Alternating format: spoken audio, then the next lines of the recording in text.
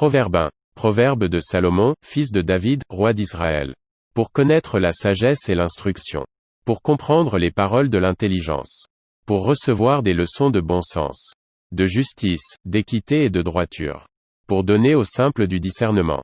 Au jeune homme de la connaissance et de la réflexion. Que le sage écoute, et il augmentera son savoir. Et celui qui est intelligent, acquerra de l'habileté.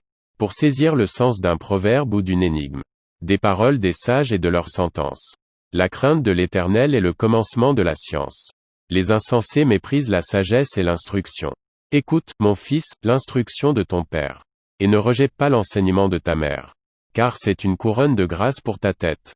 Et une parure pour ton cou. Mon fils, si des pécheurs veulent te séduire, ne te laisse pas gagner. S'ils disent, viens avec nous. Dressons des embûches, versons du sang. Tendons des pièges à celui qui se repose en vain sur son innocence. Engloutissons-les tout vifs. Comme le séjour des morts, et tout entier, comme ceux qui descendent dans la fosse, nous trouverons toutes sortes de biens précieux, nous remplirons de butin nos maisons, tu auras ta part avec nous. Il n'y aura qu'une bourse pour nous tous. Mon fils, ne te mets pas en chemin avec eux. Détourne ton pied de leur sentier, car leur pied court au mal.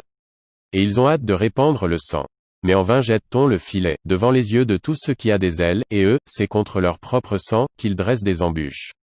C'est à leur âme qu'ils tendent des pièges. Ainsi, arrive-t-il à tout homme avide de gain, la cupidité cause la perte de ceux qui s'y livrent. La sagesse crie dans les rues. Elle élève sa voix dans les places, elle crie à l'entrée des lieux bruyants, aux portes, dans la ville, elle fait entendre ses paroles. Jusqu'à quand, stupides, aimerez-vous la stupidité? Jusqu'à quand les moqueurs se plairont-ils à la moquerie? Et les insensés haïront-ils la science? Tournez-vous pour écouter mes réprimandes. Voici, je répandrai sur vous mon esprit. Je vous ferai connaître mes paroles. Puisque j'appelle et que vous résistez, puisque j'étends ma main et que personne n'y prend garde, puisque vous rejetez tous mes conseils, et que vous n'aimez pas mes réprimandes, moi aussi, je rirai quand vous serez dans le malheur. Je me moquerai quand la terreur vous saisira comme une tempête. Et que le malheur vous enveloppera comme un tourbillon.